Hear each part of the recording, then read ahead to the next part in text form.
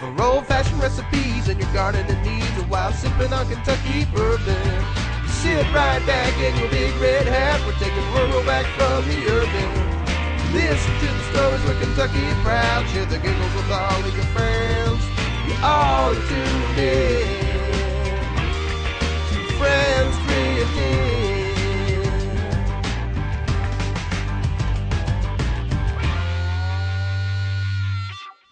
Hey, it's Joyce, and welcome to the 9th episode of Friends Drift In.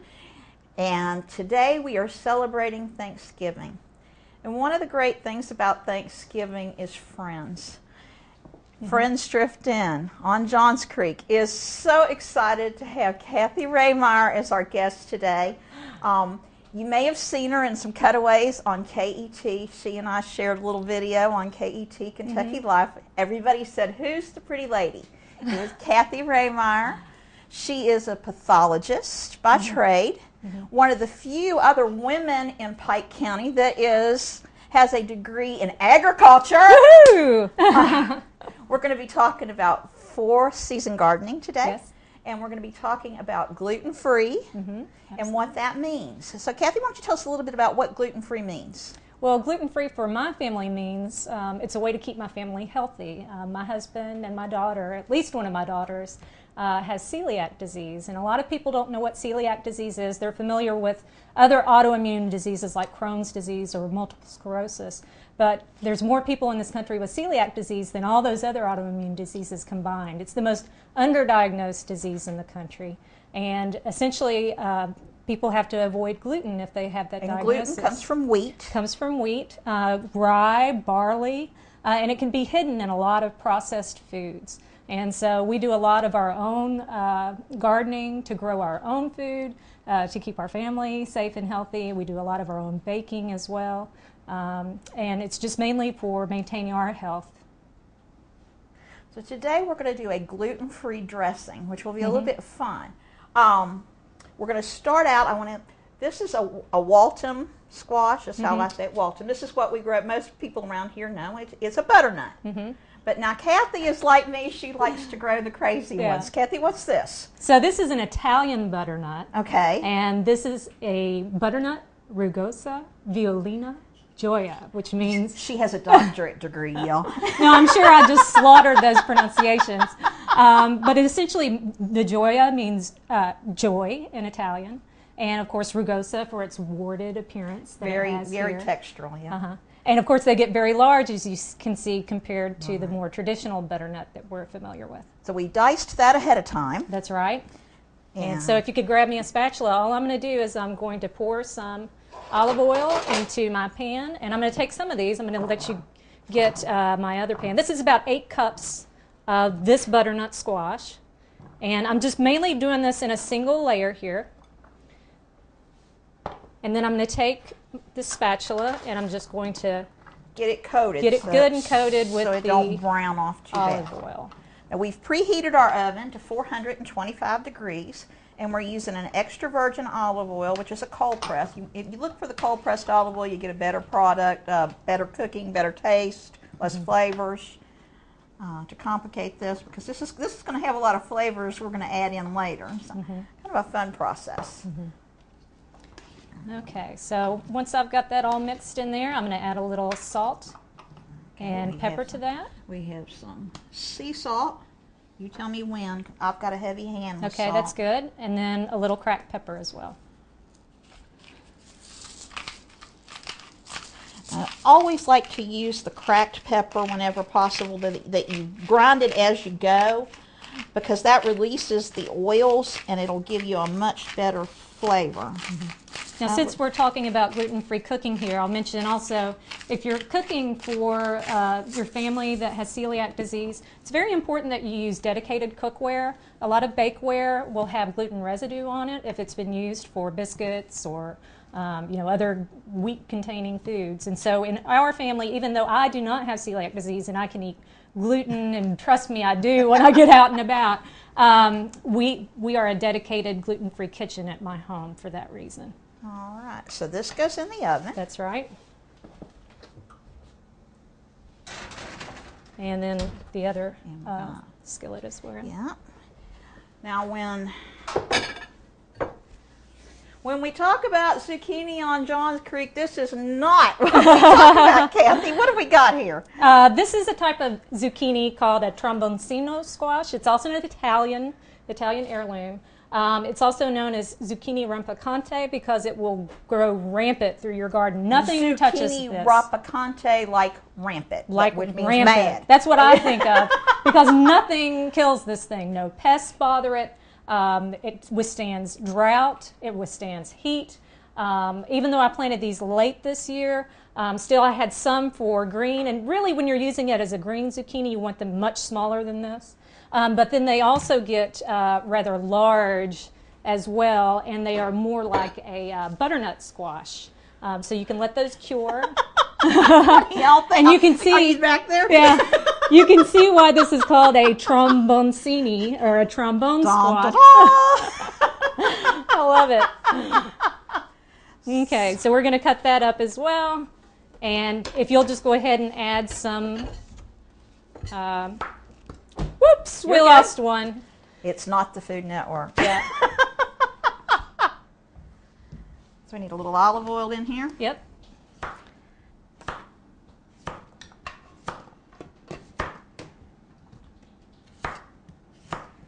And you know, Joyce, you've had all these big city chefs on your show.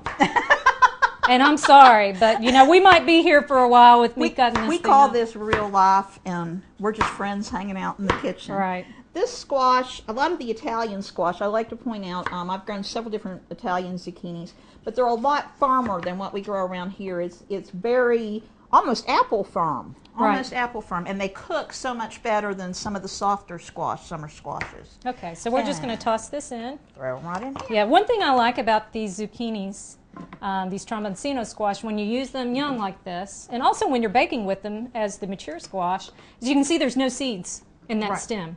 All the seeds are down in that bulb end. I'm assuming we get a little bit of salt. Absolutely, salt. A little bit of pepper. A little bit of pepper. And I'm just going to reach around here when that goes in and set our timer. Alrighty. Okay. Here we go. And we're going to let those go about 15 minutes. Okay. All right. Now, while that's going, we are going to start with our quinoa. Quinoa. So let me go ahead and dump that in. All right. And with that, I'm going to also grab some different herbs. Quinoa, in and of itself, has a rather bland flavor to it. And that's what makes it a good base for things like stuffing. Right. Gluten-free stuffing. Right. So just to season it, you can use chicken broth. Right. If you're doing gluten-free cooking, you want to watch your labels gluten, right. because oftentimes there will be gluten in your To help store-bought. thicken it up, right. Right. So I'm it's adding- always best to make your own stock. Right. Then you know what's in it. Yep. So I'm adding a sprig of rosemary. I've done that. A little piece of sage, and then also a sprig of thyme. And that's just going to add a little And extra all of those flavor. from your garden. It's All still, from my garden. Even though it's November, we're still getting things from the garden. That's right. I wanted to take a minute and talk about quinoa. This is red quinoa. I like to use this at Christmas. I do a tabloui. Frank Dahlhair may be on the show doing tabloui with me in the future. But quinoa is a grain. It's grown down in Peru and Central America. They call it the most ancient of grains. It has high amino acids, so it's really good for you. Yeah. Now it's spelled with the Q, Quinoa. Quinoa is how it's pronounced. It is, on the top of this particular one, it is wheat-free and gluten-free, and we want to look for that. We also talked about this particular brand is organic, and it is, we talked about sometimes when you're buying quinoa, it can be bitter. You want to talk about that a minute? Right. With quinoa, a lot of times when people are introduced for it the first time, they're turned off by a bitter taste. And that's primarily because some quinoa that you get isn't pre-washed. Quinoa has a natural substance on its seed coat called saponin, and it's bitter, but it's easily washed off. And so if you've got a real fine mesh strainer, like this one right here, you can just wash your quinoa. Most of the quinoa now comes pre-washed. Pre-washed. Yeah. Now, this particular one, I was down in Lexington, and they had the International Chefs Competition sponsored by Alltech and Lions Farm. And so all these chefs came in from all over the world for this competition paired with local chefs.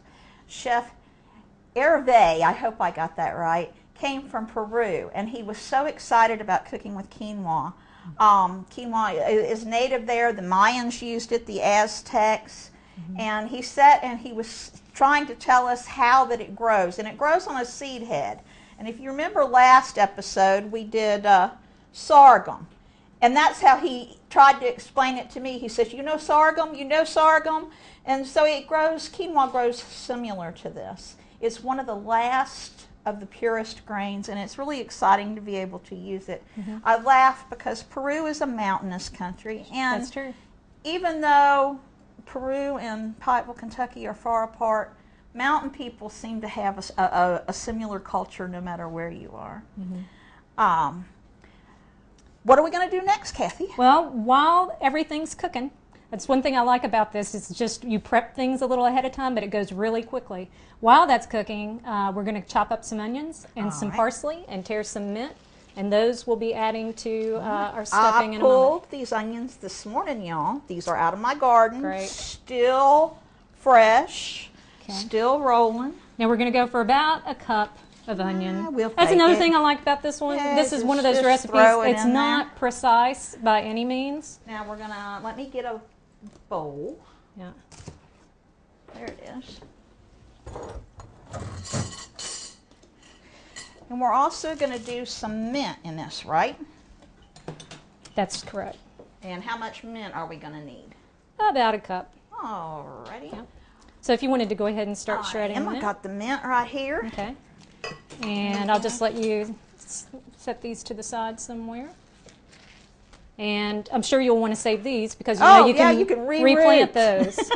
We are all about reusing and recycling. So fresh onion roots, just plot them again. Now mint is a sign of hospitality. And I'm tickled to have Miss Kathy here today. Hey, I appreciate you having me. Anytime that you're dealing with mint, you just strip it off. This is right out of I grow this in my front door step. So, I mean, this grows and grows and grows. I love it in May when it's time for mint juleps, but it's fun to have it right now, too. And it's real tender.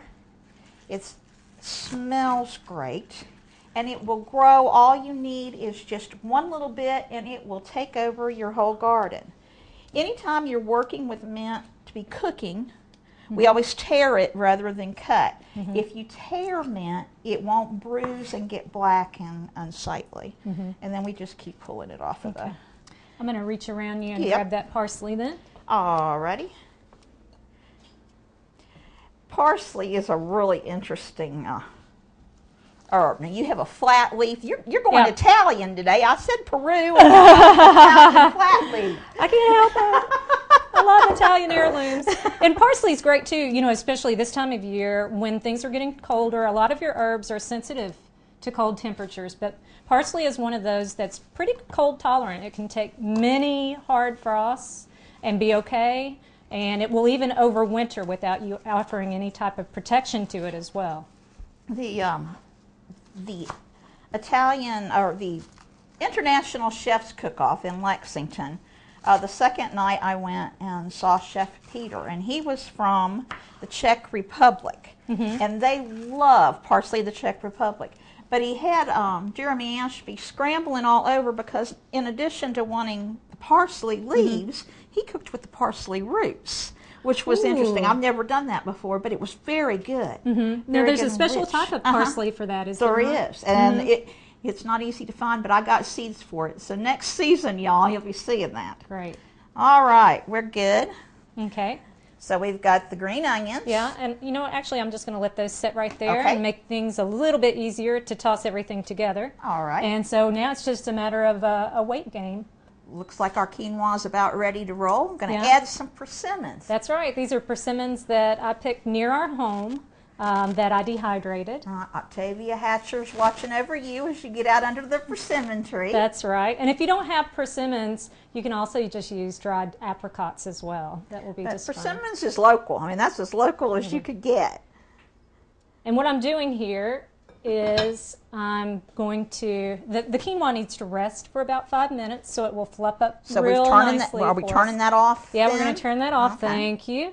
And it just kind of cooks a lot like rice, so you kind of want that fluff. right. So the persimmons now will get a little rehydrated, kind of infuse the quinoa with that little bit of sweetness.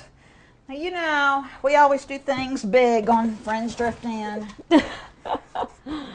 Don't tell me we can't grow in the garden in November. That's right. Here it is a week before Thanksgiving, and these are all different types of veggies that I've got growing in my garden right now.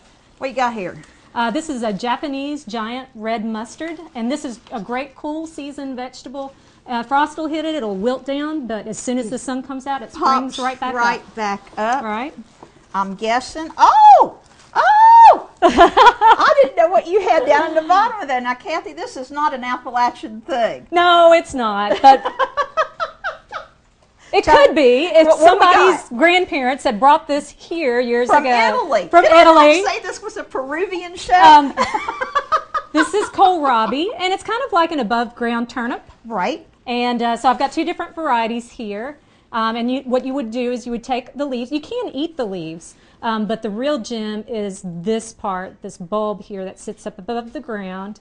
And the way I like to do this is to cut it in slices and put it in my cast iron skillet on high heat with some olive oil, and then just cook it to just tender, and then add a little fresh Parmesan Reggiano. Oh, a little bit of cheese on it. Now, when we Yes. talk about cast iron skillets, most of us around here would have a seasoned skillet. But now, if you were diagnosed with celiac, you would want to get a brand new skillet. That's correct. I've read that pretty much sandblasting will get the gluten out of there. That wasn't an option for us, so when my family got their diagnosis, we actually had to give away all of our cast iron cookware and start all over. What we got here, Kathy? Some bok choy, some Chinese cabbage. And Did I say this was supposed to be a Peruvian show? hey, we're multicultural here. It's a melting pot.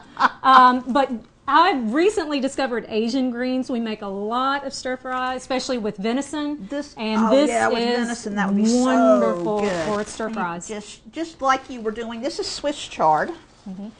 This looks like Bright Light Swiss chard. On the very first show, we talked about Swiss chard. And Swiss chard or pak choy, both you just kind of braise down the greens. And just a little bit of olive oil in a pan, like you said, and just kind of, and I throw in a couple of pepper flakes with them. How do you do it? Yes, I like to add pepper flakes sometimes, but my daughters are kind of iffy about that, so more commonly just garlic and nutmeg. You ought to give your daughters a shout out. Oh, yes. Carolyn and Vivian. That's right. And how old are they? They're 4 and 2. They have the most beautiful blonde hair, you all. And when they're out in the garden chasing their ducks, Bingo and Bingo, sarsaparilla, Nini Quack Quack, Mr. E. We've got a nice little battling of backyard ducks for them to play Kathy, with. how big is your garden? My garden's only 40 by 60 feet, and that's actually on the high end. And how much did you pull out of it this year? Well, this year we were busy and we didn't weigh, but one year we did, and we weighed just during summer, and we weighed just shy of a ton. I wasn't counting of food what on we a ate 40 by in the garden. 60. Yeah. What we got here? This is a rapini. So you can eat these nice little bulbs or little blooms. That you would want be to eat pretty them in a salad. Oh, they're great. And we got turned on to this in Italy, in a restaurant, cooked in olive oil, and it's just great. Now, I know I'm short and I'm not finding them. You Let's told see, me beets. there was beets You've in got here. beets. You got some Now- beets. Sorry, I didn't bother taking off that root. Am I good? This is a beet. We know beets on Johns Creek and in Pike County in eastern Kentucky. That's right. How do you fix your beets? I like to roast my beets. And how do you do that? Well, essentially, you don't have to do anything other than to, cut that big long taproot off and quarter them. I like to add a little olive oil, roast them in the oven on high heat, and when they come out of the oven, That's when I take the skin off. You don't have to do that ahead of time. You can just peel that skin It right just kind off of there. slips. Yes, and they're delicious on salads with goat cheese. Oh, yes, ma'am. And I like it drizzled, sometimes with a little balsamic vinegar. You would be Yes. surprised. And you can eat the tops of beets Yes, you can. as a salad or char them down like we do the rest of the greens. Right. So is there anything, did I miss? Is this Just fennel? some little carrots. Ah, Yeah. she's got, all kinds Yeah. of carrots. So I have grown some purple carrots and yellow carrots in the past, and I really like the orange and the white. Carrots in winter are far sweeter than carrots in summer. I don't grow carrots in the summer. They have a little bitter taste. Something happens in winter with the chemistry that goes on in the plant that makes them super sweet. Elliot Coleman, who is my garden guru about four season gardening, one he of the calls best them books. Pikeville Library has that on their Great. shelves. Yes. Well, he calls them candy carrots. So a lot of veggies, they have their prime season. Like you wouldn't buy a tomato in winter. Same thing with carrots. You don't grow carrots in the summer. They're best grown in the fall and winter. So don't tell us that you can't be growing 4 seasons, because Kathy Raymeyer does it all the time. That's right. And we are blessed in Appalachia that we can still do these things all by ourselves. That's right. Okay, so it's been 5 minutes for the quinoa to rest. And so I'm just going to take and fluff this up. And you a can bit. tell when the quinoa is done, and you get a tight shot, it gets like a white ring around the edges, almost like fish eyes. That's what I think it looks like. Good analogy. Oh, it smells good, Kathy. Okay, so now we're going to also get the squash out of the oven. And these have been in there for about 15 minutes. I want to put them in. Yeah, we can do that. Just to get this hot stuff out of our way. And really, when you're doing the squash, we may have let these go a little bit longer than what they should have. Oh, no, they're looking all right. I kind of like them with a little bit of little brownness on them. Right, kind of caramelized, Yeah. sugars in it. Uh-huh. But you want to make sure that you don't do them too long, because with this you want to have that texture, that crunchy squash. And so now I'm going to get our butternut out. Now this was the Italian squash. I'm going to pronounce that for me one more time. Butternut, Butternut. rugosa, violina, Joya. Joya. I like Joya. Put it the other way so they can see it. Oh, okay, I'm sorry. There you go. Maybe I should have had you do this. No, here. I got it. Are we good? Yeah, we're good. And I'm going to get this. Oh, that looks so good, Kathy. Now I'm throwing it all over, but we always say barn rules at Friends Drift In, because we're just among friends, isn't that That's right? right. That's right. So there is the butternut squash. Right, and now I'm just going to take our Ladle quinoa. this in. Oh, Kathy. Look at those persimmons. Mm-hmm. Smells earthy Yes. and very wholesome. I'm going to say wholesome. And But it's also going to be cranberries. sweet. Oh, a little bit Can't of be dried Thanksgiving without cranberries, right? No. Okay. And then all those nice herbs that Right, and we we have chopped mint and flat leaf parsley, Italian parsley, and some green. Oops. It's real life. And some green onions. Uh-huh. And we're just going to kind of toss it in. Yep. Just And stir what are we everything going to do together. with the lemon? Now we're going to take the lemon with our grater. Where'd it go? Where's zest? That's what you threw on the floor. That's what let me rinse that off real quick.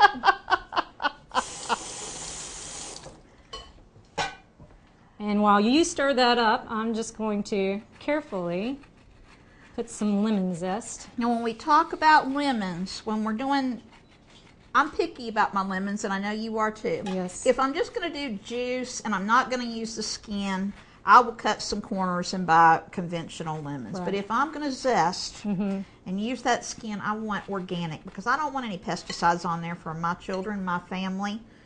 I don't want any pesticides for my belly either. Look how pretty. It's gorgeous. Look how isn't it? pretty. Okay, I'll now see. right here, I'm hoping y'all can get this shot, how this has got this white ring around it. Can you get in that tight? And that's how you know that the quinoa is done, when it gets that little white ring around it. And I like to use the red quinoa sometimes too. You can really see that. Oh, Kathy, this smells so good. Okay, now we're just going to put a little lemon juice on it. Lemon juice on it, give it a little bit of acid. Stir that in the top. And this is a really fresh and different dressing from a bread dressing, but so good and colorful. And it's great as leftovers too. You might have to add just a little extra lemon to it when you reheat it, just to give it that, you know, extra brightness to it. If you're doing it for leftovers. Right, but let's take a bite of this. I'm dying. Get some of that butternut squash in there. Get a bite.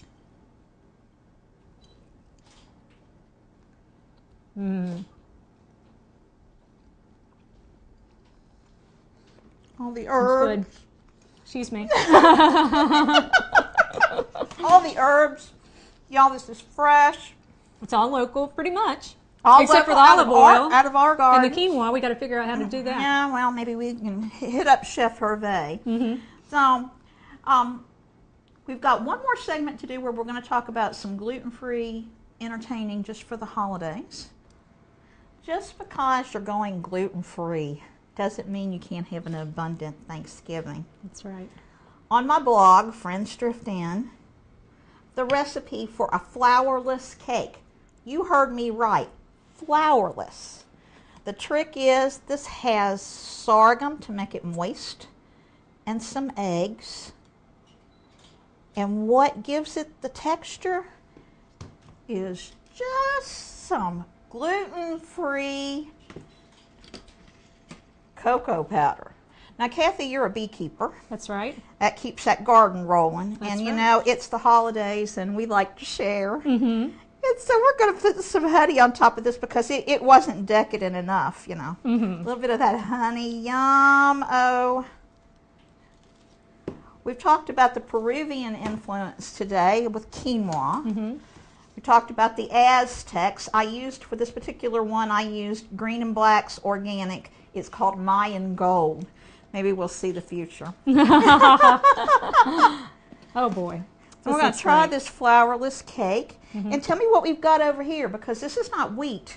No, these are some homemade gluten-free breads. Like you say, you don't have to sacrifice. If you didn't want to do this type of stuffing and try your own, you know, your mother's stuffing, make your own gluten-free bread. You can get all the ingredients in Pikeville. You can go to my blog, www.motherofthehubbard.com, and I've got the recipes for these on there. All right, let's try this. Okay.